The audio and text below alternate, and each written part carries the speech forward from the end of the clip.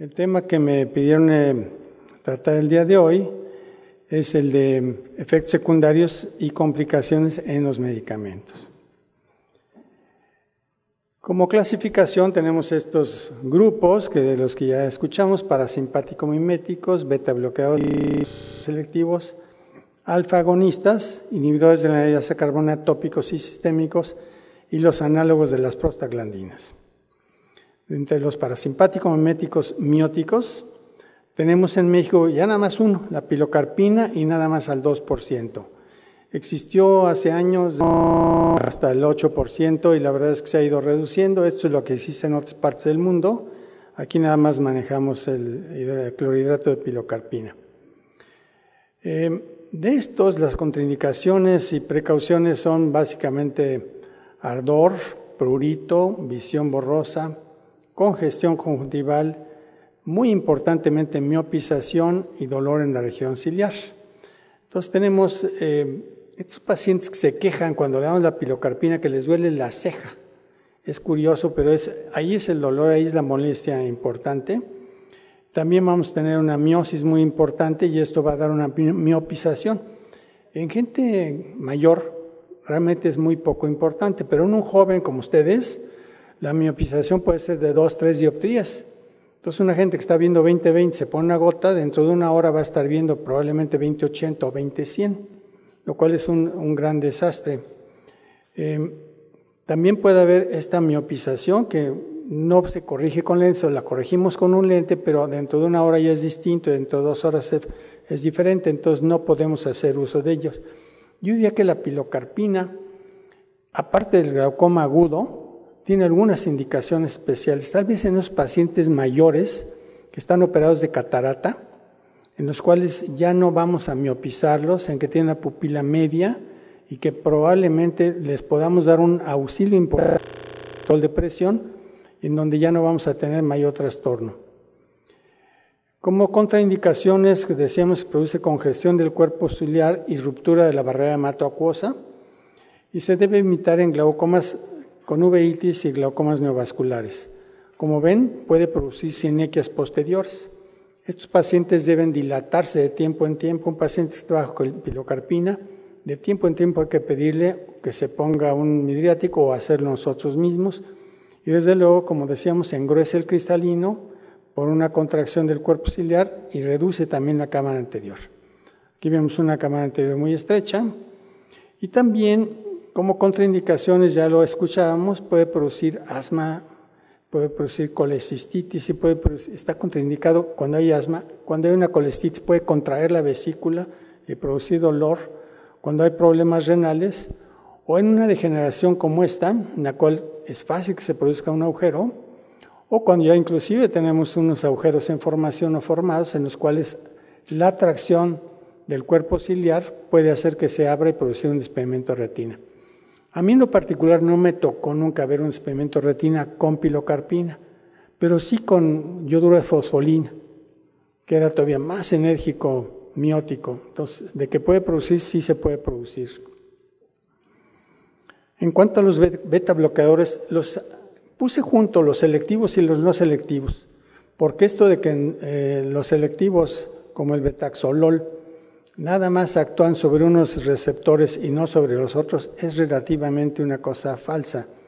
Como ya nos decía bien el doctor Miguel Moreno, en pacientes susceptibles, por ejemplo un paciente asmático, si le damos betaxolol es posible que a pesar de que sea un selectivo, presente un cuadro asmatiforme. De los que tenemos, están señalados aquí, nada más tenemos estos 3 disponibles. Los otros se usan sobre todo en Europa, estos 2, pero no se usan en México. El que más se ha usado sin duda es el timolol, y lo usamos en México, llegó en 1980, y probablemente es el medicamento que a la fecha se sigue usando en mayor volumen.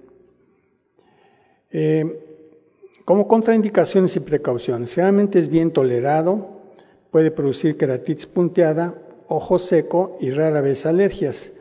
Tenemos pues el betaxolol, el timolol y el levobunolol.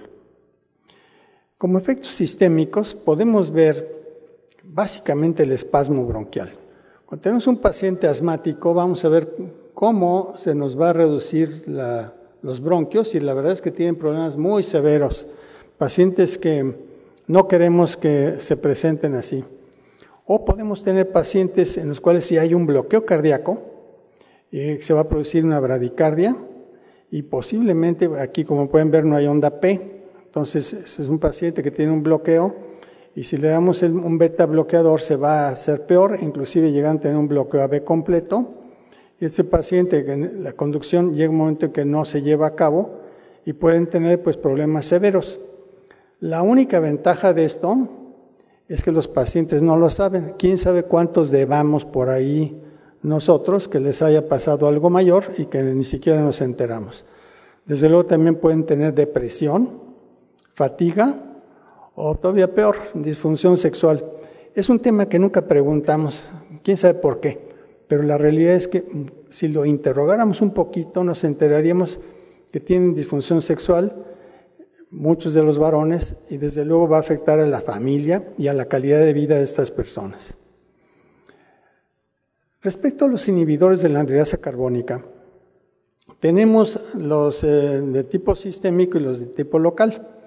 De los sistémicos en México nada más contamos con la Z-solamida y ya no tenemos la metazolamida que tuvimos en algún tiempo.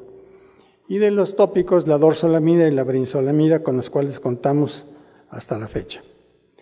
Respecto a este tipo de medicamentos, sabemos que son derivados de las sulfas, entonces tienen una reacción cruzada con las sulfonamidas y pueden producir desde luego cansancio.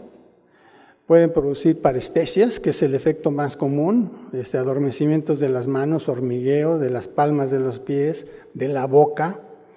Puede haber también trastornos del gusto, pacientes dicen que todo les sabe a metal. Puede haber alteraciones del tránsito intestinal. Puede haber litiasis renal. Y también hay pacientes que van a tener problemas de tipo trombocitopenia.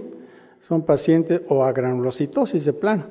Entonces son pacientes a los cuales existen, una complicación como esta es realmente muy grave. Afortunadamente no son muy comunes. Podríamos tener desde un pequeño hematoma hasta tener una púrpura trombocitopénica o un paciente que llegara a verse realmente grave.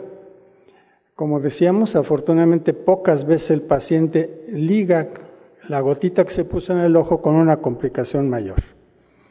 Respecto a los inhibidores de la anhidrasa carbónica tópicos, se quejan con frecuencia de ardor, de sabor amargo, de visión borrosa, de conjuntivitis alérgica. Lo decía muy bien el doctor Miguel Moreno, las conjuntivitis foliculares fenomenales. ¿Y por qué? Bueno, pues producen alergias muy severas y se produce descompensación corneal. Recordemos que el endotelio de la córnea también usa de la anhidrasa carbónica para funcionar. Entonces, si nosotros lo inhibimos, en algunos pacientes sensibles pueden tener edema corneal. Respecto a los alfa-agonistas, pues tenemos en México ya nada más la brimonidina, que la podemos ver al 2%, así inició en México, y como daba muchas alergias, pues se pasaron al 0.15%, y en otros países hay hasta el 0.1%. Entonces tenemos esas opciones y esa fue la razón, básicamente disminuir las reacciones de tipo folicular y alérgico. ¿Qué efectos tienen estos? Los alfa-agonistas atraviesan la barrera hematoencefálica. Entonces, como decía el doctor Moreno, pueden producir mareo, sopor e inclusive estado de coma. Entonces están contraindicados en niños y producen también alergias severas, como ya decíamos, a veces nada más de la conjuntiva, pero a veces todo el párpado, se ven como mapaches. Y la realidad es que a pesar de que suspendamos el tratamiento, no se les quita de inmediato, pueden tardar semanas o meses hasta no dar un medicamento severo, a veces hasta esteroides para poder quitar esto. Desde luego la resequedad y blanqueamiento de las mucosas, pues por su efecto de tipo adrenérgico. Veríamos aquí unos efectos inflamatorios severos. Y respecto a los análogos de prostaglandinas y prostanoides, Decía bien el doctor Moreno que ya los prostaglandinoides no existen, no están aquí. Tenemos todavía la unoprostona por allí, aunque ya casi nadie la manda, alguno que otro despistado. Pero tenemos de todos modos a estos análogos de las prostaglandinas y que producen distintas molestias. En primer lugar, irritación conjuntival. Rara vez disnea, rara vez algunas otras molestias. Fuera de los problemas oculares, son medicamentos bastante bien tolerados. Pueden producir cambios en la pigmentación del iris, como podemos ver aquí en el ojo izquierdo. Podemos ver cambios en las pestañas. Pueden ser deseables en ocasiones en las mujeres, pero habrán visto algunos varones que le ponen un solo ojo y se ven verdaderamente espantosos, ¿no? Parecen así como espantapájaros, las pestañas de aguacero para abajo, largas, feas. Pueden producir también pigmentación de la piel. Y a veces muy, muy aparatosa la pigmentación de la piel. Y algo que poco se ha dicho es esto, la absorción o reabsorción de la grasa orbitaria. Es un defecto que no hace mucho se apareció y inclusive ya está el laboratorio trabajando a ver si lo usa para quitar la grasa excesiva en los que no sobra grasa, pero los que no les sobra pueden acabar como esta persona, que es muy llamativo, la verdad es que es muy feo tener una persona con una reabsorción. Y si ustedes ven a sus pacientes que están con análogos, a lo mejor por ahí alguno por ahí que inclusive llega a ver hasta retracción del párpado inferior por estar empleando estos medicamentos. Y desde luego, rara vez producen Tyndall o un edema macular. Sobre todo son pacientes que ya tuvieron problema previo. Si un paciente que ya tuvo un Tyndall o una inflamacióncita en cámara anterior, a veces, yo he visto muy poquitos, pero sí los he visto, de edema tocado. Se dice que tienen que ser pacientes záfacos y que ya tuvieran alguna predisposición previa. Decía el doctor Moreno que también algunos se ha dicho que producen o reactivan problemas de herpes corneal.